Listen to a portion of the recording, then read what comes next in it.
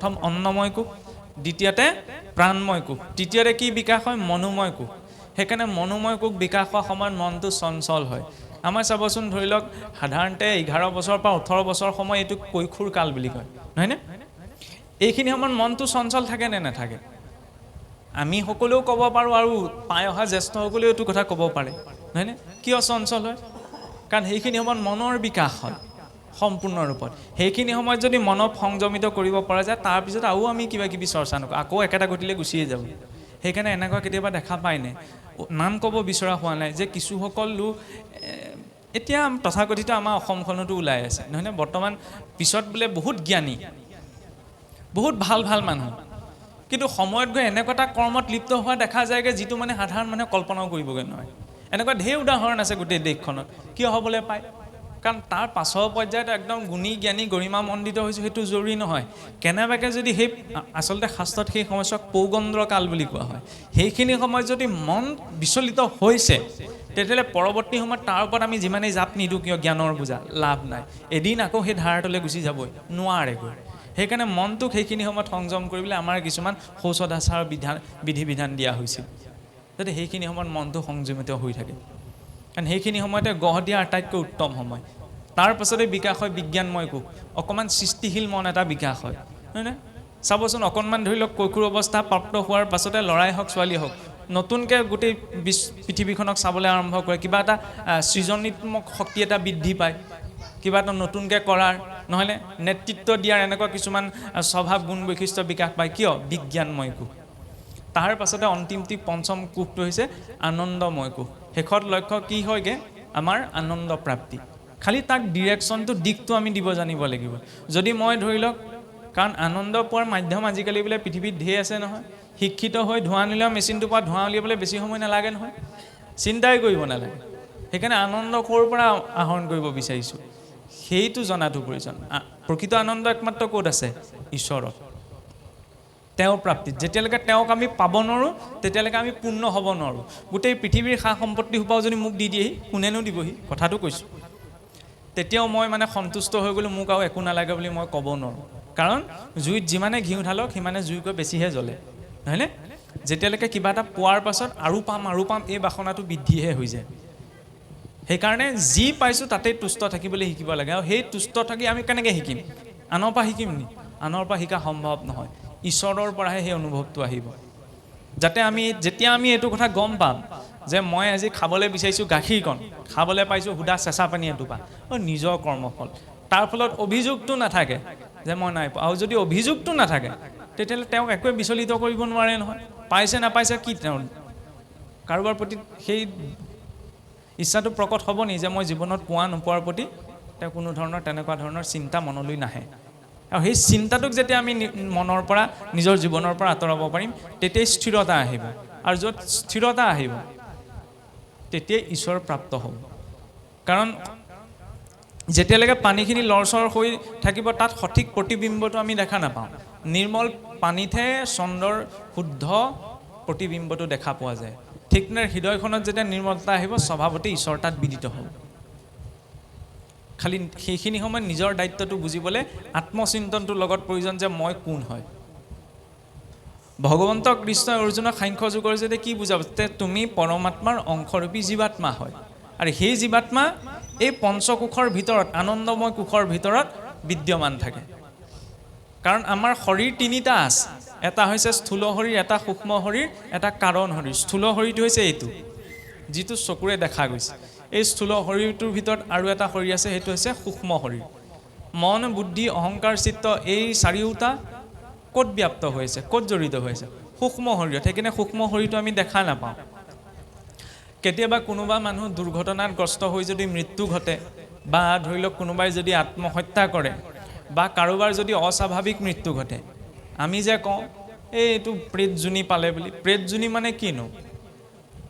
জীৱই যেতিয়া অস্বাভাৱিক মৃত্যু পায় বা আত্মহত্যা যদি কোনোবাই কৰে তেতিয়া স্থূল শৰীৰটো তেওঁ এৰি থৈ যাব লগা হয়, কিন্তু সূক্ষ্ম শৰীৰটো নষ্ট হৈ নাযায়। কিয় নষ্ট হৈ নাযায়? সি আকৌ চেষ্টা কৰে অন্য শৰীৰত প্ৰৱেশ কৰিবলৈ। কাৰোবাক যদি মোক মোৰ ঘৰখনৰ পৰা জোৰ জবৰদস্তি উলিয়াই পঠায়, মই চেষ্টা কৰিম নে ঘৰখনত সোমাবলৈ? নিজৰ শৰীৰটোৰ প্ৰতি মোহ থাকে। তেওঁ পৰিস্থিতিত পৰি যেনিবা আত্মহত্যা কৰিলে দুৰ্ঘটনাত পতিত হৈ শৰীৰটোৰ পৰা ওলালে সহজে তেওঁ গতি নাপায়, কাৰণ সূক্ষ্ম শৰীৰটো তেতিয়াও বিদ্যমান থাকে, সেইকাৰণে তেওঁ চেষ্টা কৰে অন্যৰ শৰীৰত প্ৰৱেশ কৰিবলৈ, কিন্তু নোৱাৰে। আমাৰ যে কয় কিছুসকল এতিয়াও সমাজত আছে ভূত লম্ভি গ'ল। ভূত লম্ভা সম্ভৱেই নহয়। কেনেকৈ সম্ভৱ নহয়?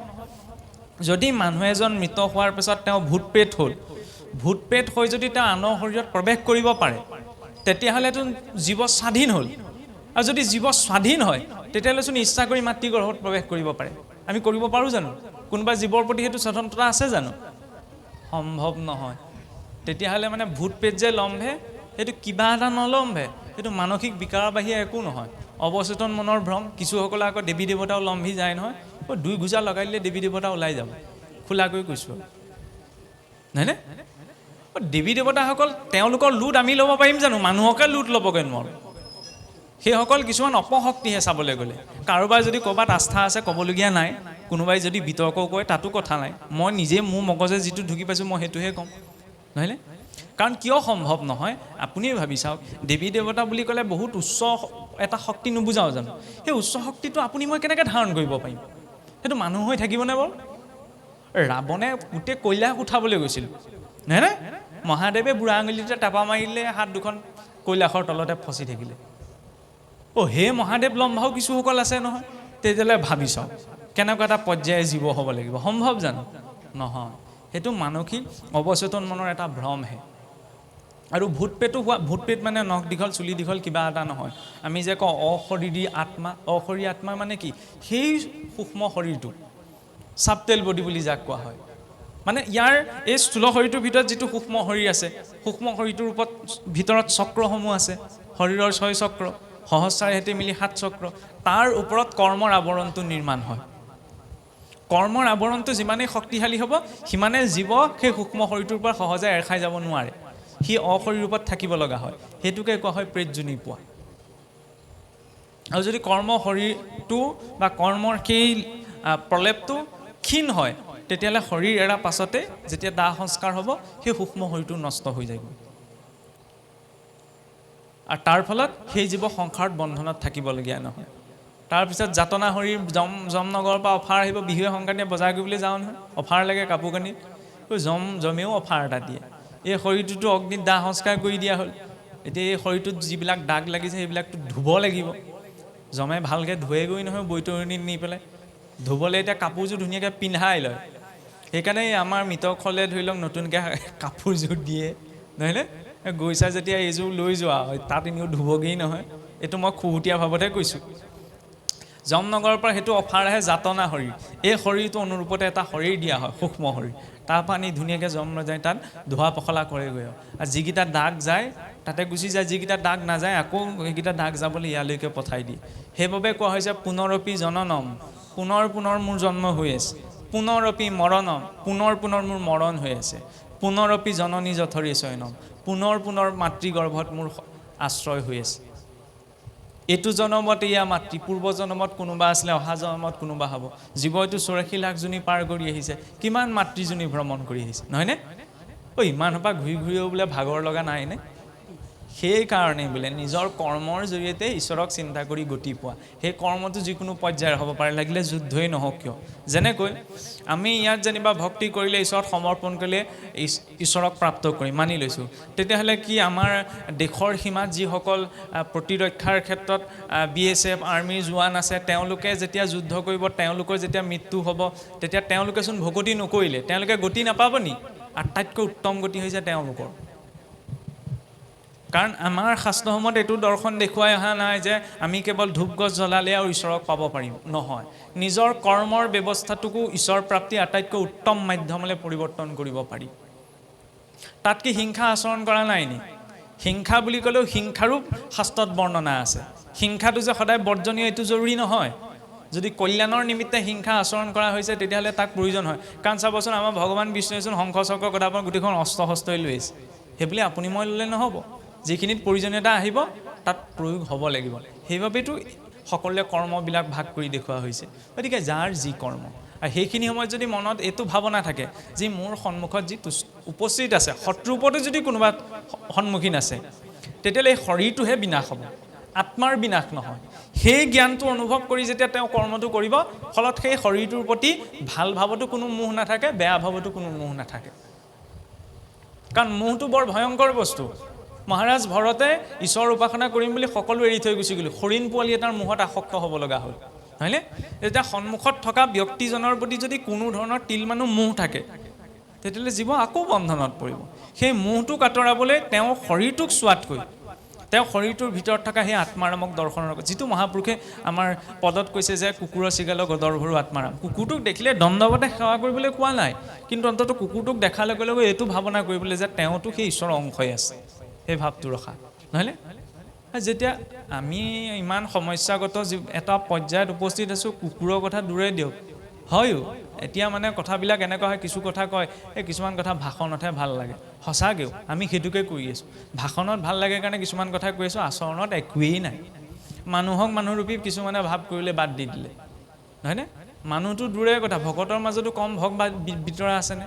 অসমলৈ চালেই হ'লচোন, সেইবিলাক ক'লে আৰু বেলেগ এটা দিশলৈ গুচি যাবগৈ, নহয়নে? পিছত ধুই থাকিব, ইয়াত সকলোৱে হয় ভৰ দিব, ছ'চিয়েল মিডিয়াত হেৰি হোৱাৰ পিছত একদম গোটেইসকল কোৰ্টৰ জাজমেণ্ট হোৱা দি একদম চিঞৰ বাখৰ লগাই থাকিব, হয়নে? অন্তৰ্দৰ্শনটো সেইকাৰণে লাগে, কিছুমান কথা এৰা ধৰাৰ মাজত চলিব লাগিব, হয়নে? ঈশ্বৰে যাক যেনেকৈ উপলব্ধ কৰাইছে। আজি কোনোবা এজন ব্যক্তি যদি দৃষ্টিহীন ৰূপত জন্ম হৈছে, তেওঁ ইচ্ছা কৰি দৃষ্টিহীন হোৱা নাই, হয়নে? তাতো ঈশ্বৰৰ ইচ্ছা সংযুক্ত আছে। ঈশ্বৰৰ ইচ্ছা মানে এইটো নাই, ঈশ্বৰে তেতিয়াহ'লে ভেদ জ্ঞান কোনক কিয় কৰিলে? কাৰোবাক দৃষ্টিশক্তি দিলে, কাৰোবাক দৃষ্টিশক্তিটো নাই দিয়া। অৰ্জুনেও কৰিছিল সপ্তম অধ্যায় যে প্ৰভু, সকলো যদি তোমাৰেই সৃষ্টি, সকলো যদি তোমাৰেই পুত্ৰ, তেতিয়াহ'লে তুমি কাৰোবাক ভাল, কাৰোবাক বেয়া, কাৰোবাক শৰীৰটো ক্ষত কৰি কিয় দিছা? যে সেই ক্ষেত্ৰত ঈশ্বৰৰ ইচ্ছা প্ৰযোজ্য নহয়। ঈশ্বৰৰ ইচ্ছাত সংসাৰখন প্ৰৱৰ্তন হৈছে, কিন্তু আমি জীৱনত যিখিনি পাইছোঁ তাত কি হয়? গুণ অনুক্ৰমেহে কৰ্ম কৰয় সকল, গুণৰ প্ৰভাৱে উচ্চ নিচ হুৱে ফল।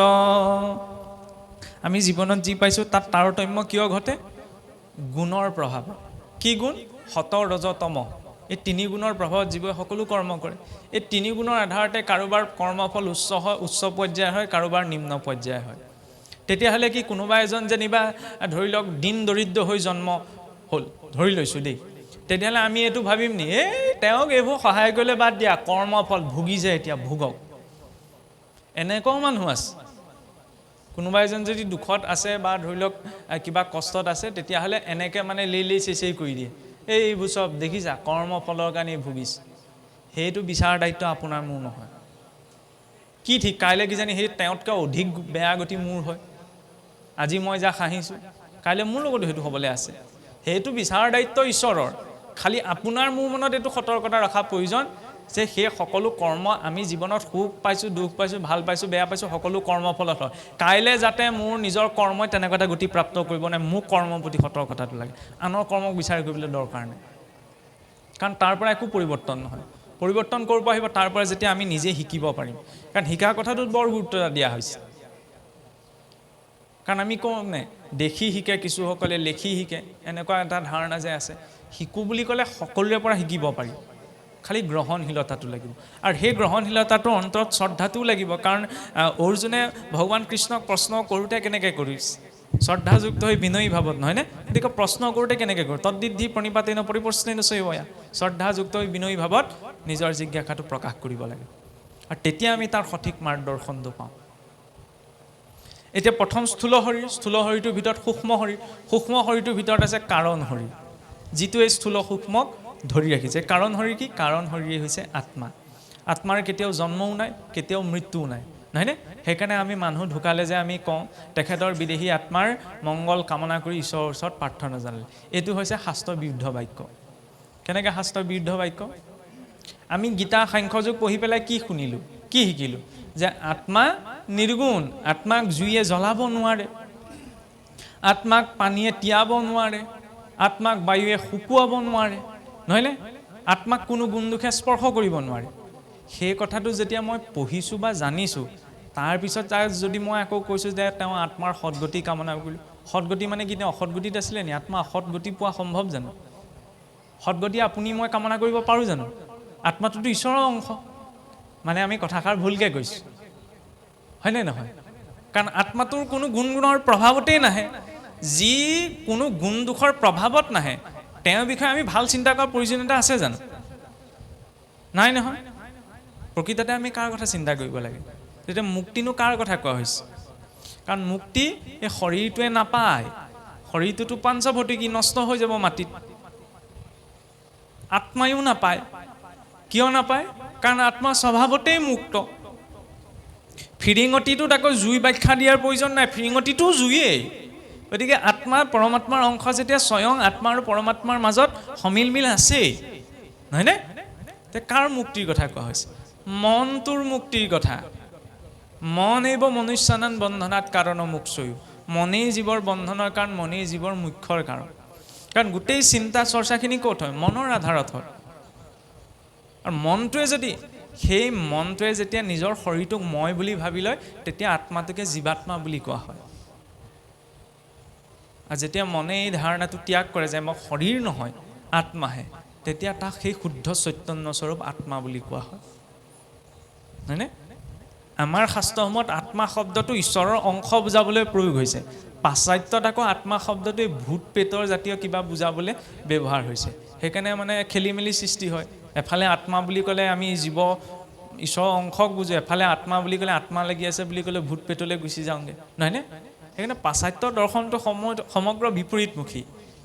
কিবা এটা কথা শুদ্ধ ৰূপত জানিবলৈ হ'লে সেই দৰ্শনৰ শাস্ত্ৰত যিদৰে উল্লেখ আছে সেইমতে আমি বিষয়টো চাব লাগিব।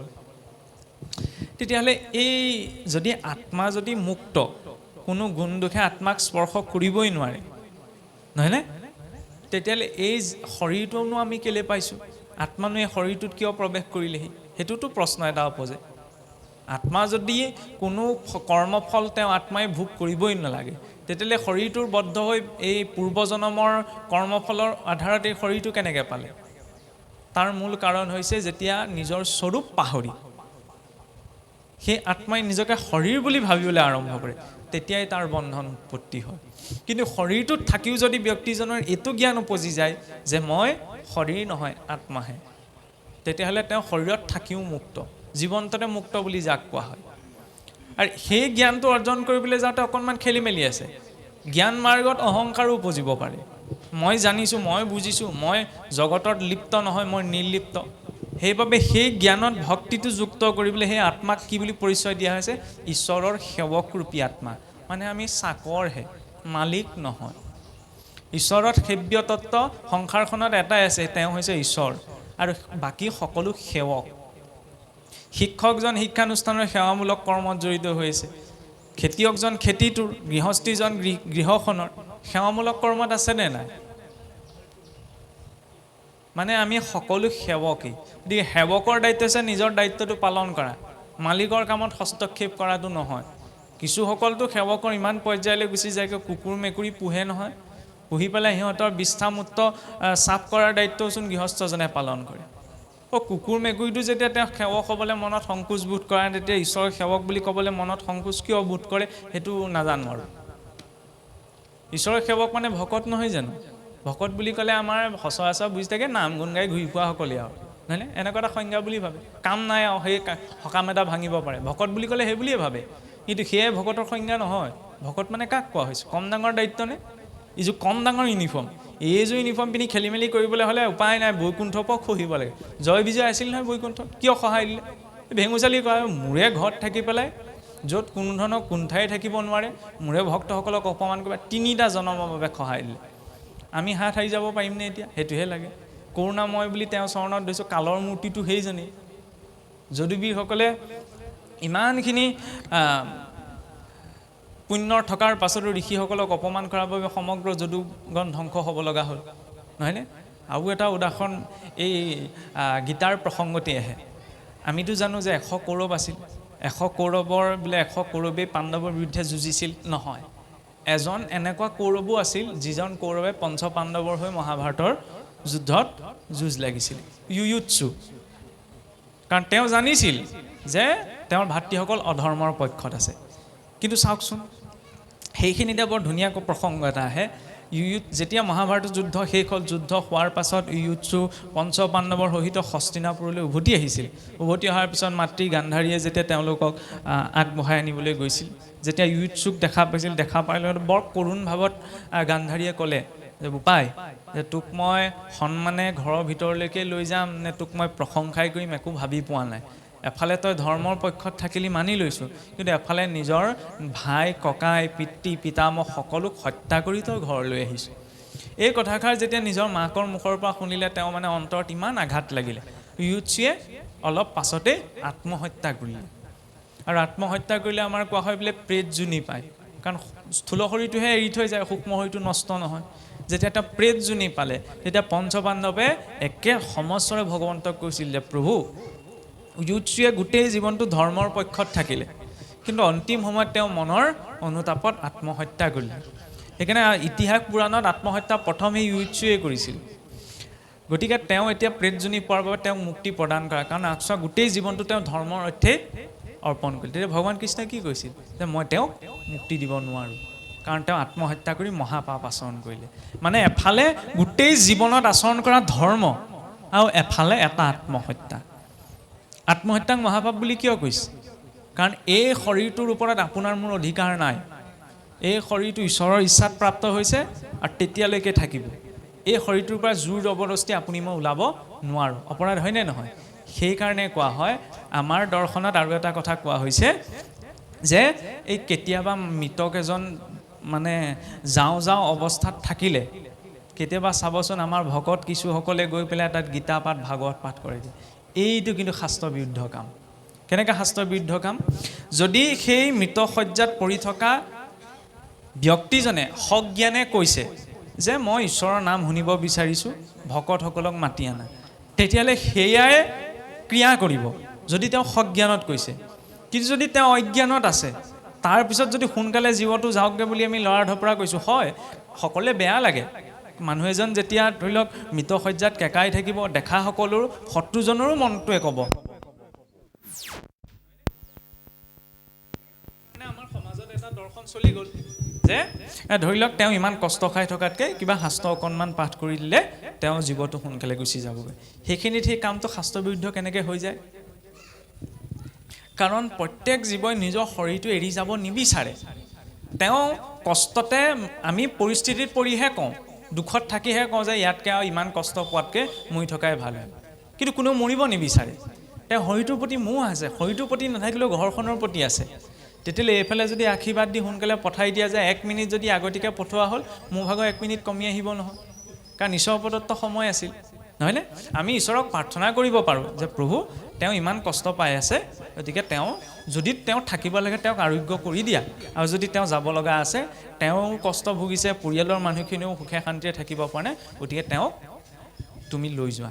কিন্তু মানে আশীৰ্বাদ দি পঠিওৱাটো উচিত নহয়, যদিও গুচি যায়, কাৰণ এইটো ভগতৰ শক্তিতে পঠালে যাবই লাগিব, কথাষাৰ সত্যটো ৰাখিব লাগিব। আৰু দ্বিতীয়তে কথাটো হয় কি, যদি তেওঁ সজ্ঞানত কোৱা নাই তেতিয়া শাস্ত্ৰ পাঠ কৰি কিয় লাভ নাই? আপুনিয়ে ভাবি চাওক, মোৰ আঙুলিটো যদি কাটে, ওচৰতে ভাগৱত পাঠ পঢ়ি আছে, মই বিষটোলৈ মন দিম নে ভাগৱত পাঠলৈ মন দিম? বিষটোলৈ মন দিম। যিজন ব্যক্তিয়ে মৃত্যুশয্যাত পৰি কেঁকাই আছে, ওচৰতে আৰু গীতা ভাগৱত পঢ়ি থাকোঁ, মন দিব পাৰিব জানো? নোৱাৰে নহয়। আৰু যদি নিজে মন দিয়া নাই তেতিয়াহ'লে লাভ নাই, কাৰণ মনৰ চিন্তনৰ জৰিয়তে তেওঁ গতিটো পাব। মন্থৰাও ৰামৰ ৰাজ্যত আছিল, উচ্চ গতি পালে নি ৰামৰ ৰাজ্যত থাকিলে বুলি? নাই পোৱা নহয়। নিজৰ অন্তৰখনে যদি ঈশ্বৰক চিন্তনেই হোৱা নাই, তেতিয়াহ'লে ৰাম ৰাজ্যত থাকিও লাভ নাই। আমিতো সাধাৰণ মনুষ্য, যদি মনেৰে মই চিন্তা কৰিব পৰা নাই, ওচৰত পঢ়ি লাভ নাই। সেইকাৰণে সজ্ঞানত কোৱাজনৰ বাবেহে, অজ্ঞানত কোৱাজনৰ বাবে নহয়। সেই দৃষ্টিৰ ফালৰ পৰা এই কথা প্ৰসংগ মই এইকাৰণেই টানি আনিলোঁ, কাৰণ আজিকালি আত্মহত্যাৰ পৰিমাণ বহুত বৃদ্ধি পাইছে। আমাৰ এইবিলাক সমাজত নাই ইমান প্ৰচলন।